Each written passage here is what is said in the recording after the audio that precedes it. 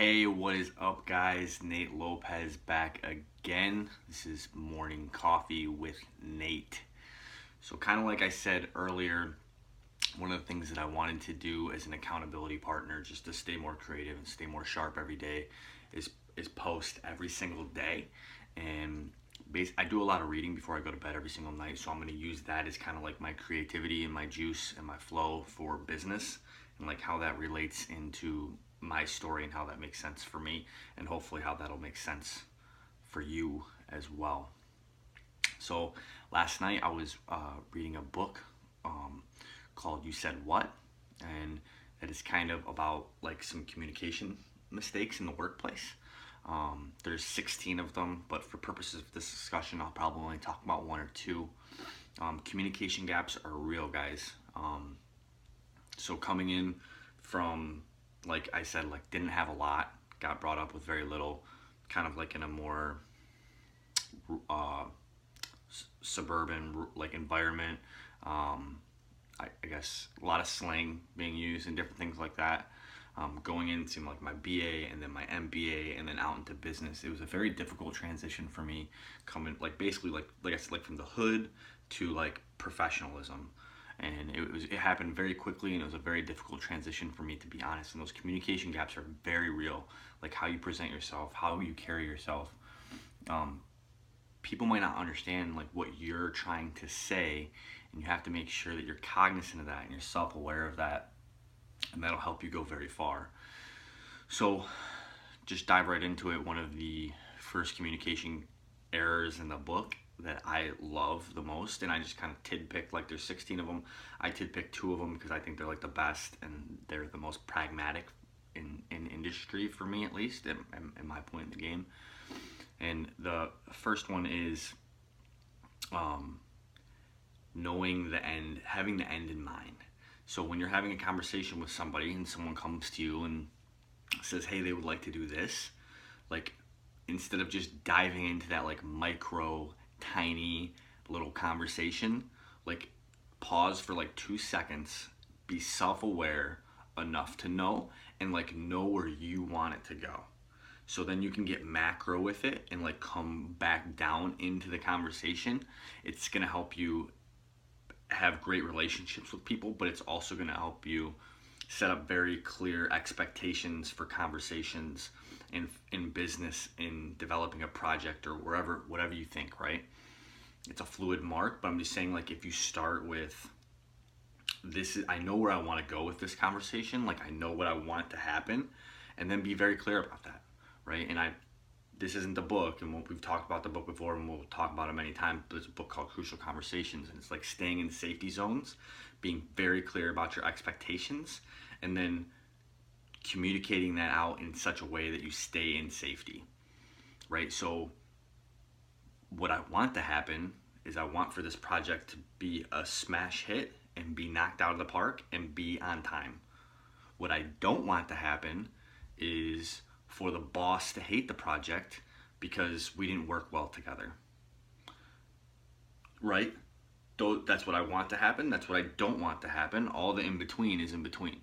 So now we can start like having dialogue about the in between. If you guys are having interpersonal relationships on a project that you guys are working together and the due date is tomorrow, right?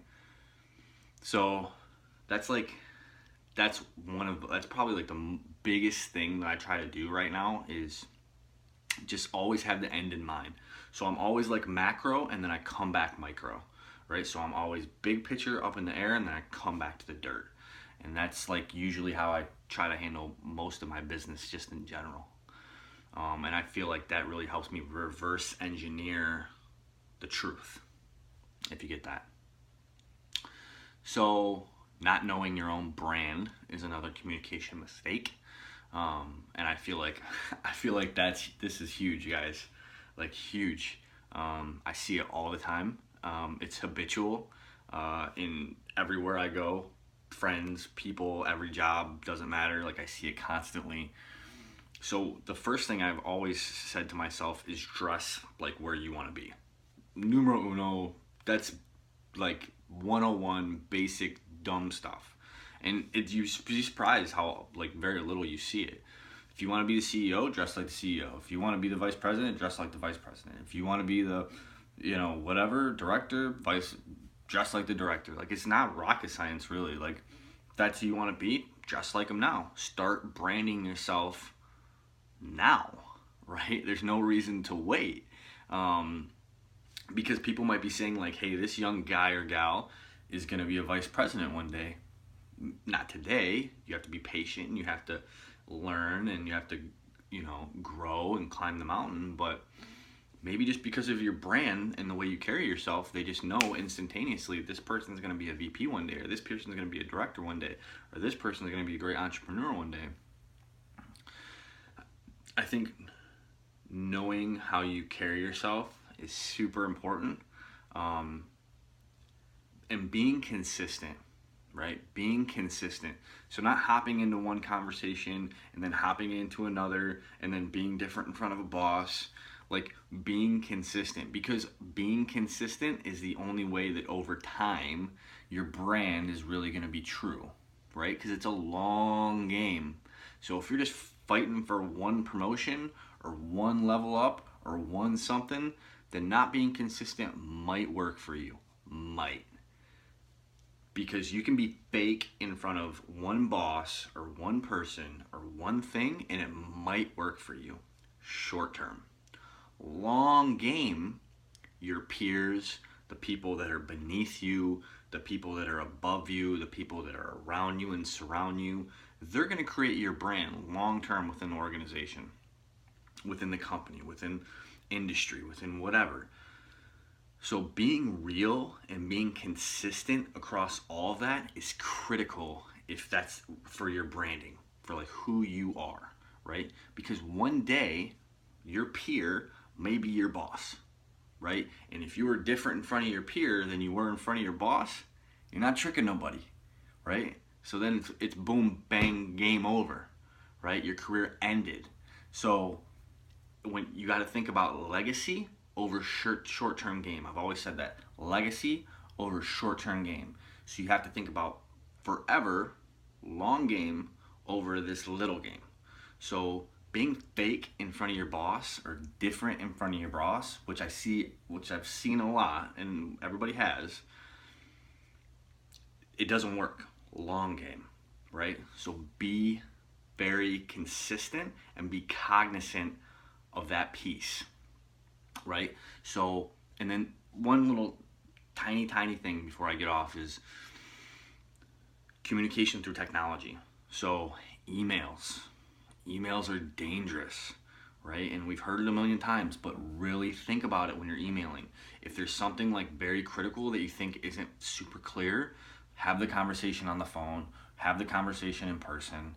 Like, be wary about emails, especially with your leadership. Be very leery about emails, especially with your leadership, because a lot of times you have conversations that are kind of, if and then and an if type of conversations, and emails just don't cut it and can get a hugely wrong message out of an email. So if you can't be very, and again, I play the same game on emails as I do is starting with the end game. So what I don't want to happen is I don't want this issue to happen. What I do want to happen is I never want this issue to happen ever again. Very, very clear. My concern is that, right? So I get very, very clear about my expectations and what I want, even on email. So it's the same spiel all over again on email, and I'm very clear about it. And anything that I can't be clear about or that's fuzzy, I shoot off the email, I pick up the phone, I call, hey, just shot you an email, wanted to follow up with a phone call because I felt I was a little bit unclear on X, Y, or Z, and I wanted to clear that up for you. Done. So communication gaps are real, guys.